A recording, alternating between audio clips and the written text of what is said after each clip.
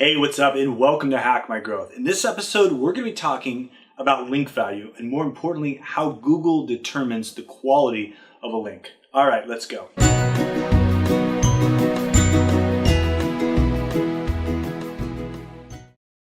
Hey, thanks so much for watching. If this is your first time watching, or maybe you've been watching a while and haven't yet subscribed, we would love to have you join our community.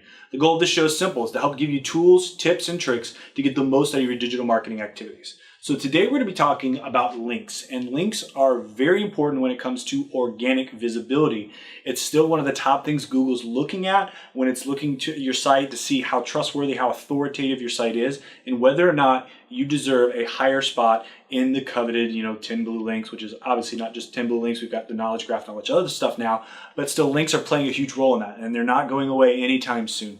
So how does Google determine how valuable a link is? We know that they've made massive updates over the last few years and really attacked people who were not using links properly. There's a lot of people going out buying bulk links, sites that didn't really make sense, they weren't contextual, trying to get their rankings up, but it was just a lot of junk, and this was part of what we call black hat SEO or SEO spam. While you can do this short periods of time, Google does catch you, and it's going to destroy your domain, destroy your credibility.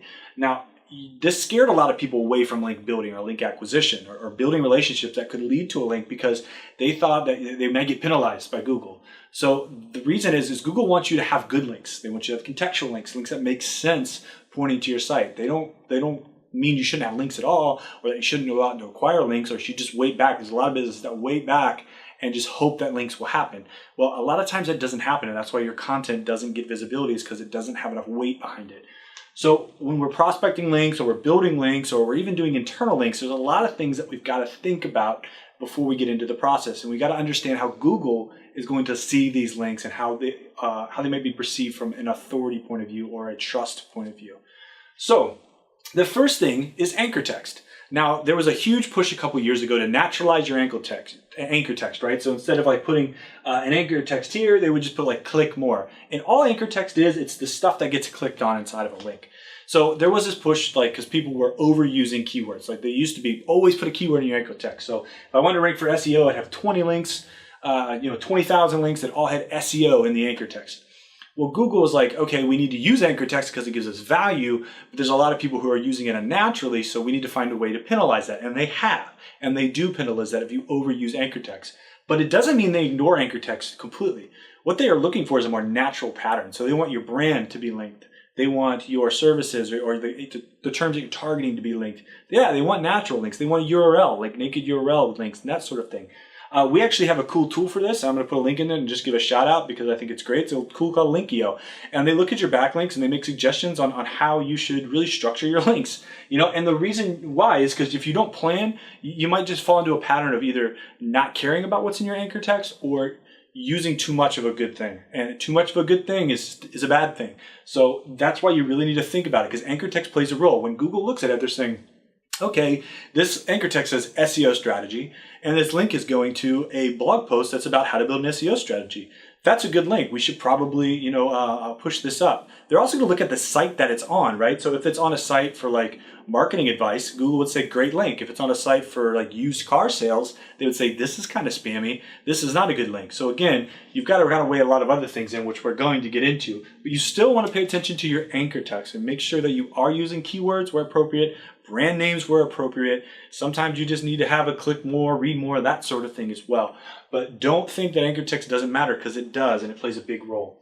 The second thing is relevance. So how relevant is this link? In my example before, I kind of talked about that, where if you've got a marketing site linking to an SEO blog about marketing strategies, that makes sense. They're in connected or related territory. But if you had it from a marketing blog that was pointing out to a used car shop, it wouldn't make a lot of sense because they're not really connected.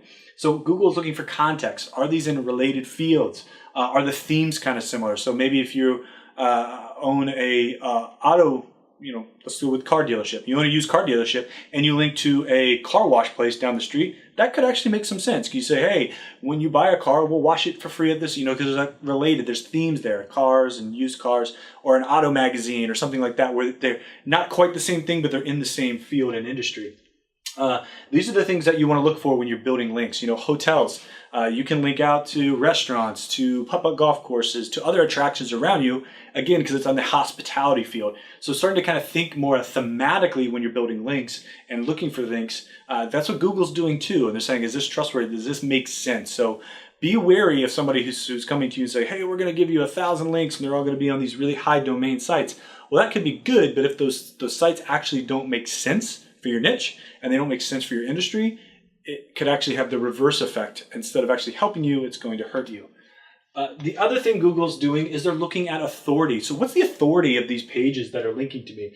And the way the web works is it's like a big web. So you would have this authoritative site here that's passing links out here. And each one of these sites is carrying some of that authority because they're close to this main authoritative site, and they work in little hubs. So this one here, where it's closely connected, it's actually going to have a lot more authority because of the way that it's connected together. And now authoritative, it would mean like, you know, let's say I wanted to grow my authority in SEO. I would go out and build relationships inside that SEO influencer sphere to try to acquire links or build relationships or build connections with those sites so that their authority and their knowledge would then be passed to me as like, hey, this guy knows a little bit about what he's talking about, because they spent time building up the authority and credibility on their site. Links are one way to pass that around. Now, again, it's all about relevance. These all work together. They're not in silos. Like, so when Google's looking at authority, they're also looking at authority and relevance.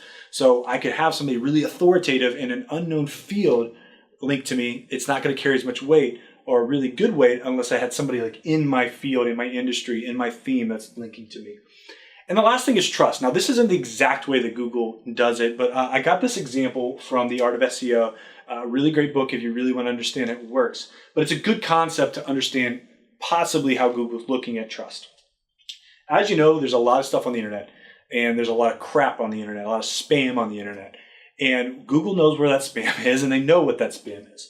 So the way they could, give a trust grade, right, to a site would be how far away are you from that spam? If you're hovering around that spam, it's kind of like, who you hang out with, you get associated with. So if your site's over here and you got some spam links and you're a little bit closer to the spam, your site's going to have lower trust as a site that's a lot further away. This site's 4 clicks away from the spam. This site's 1 click away.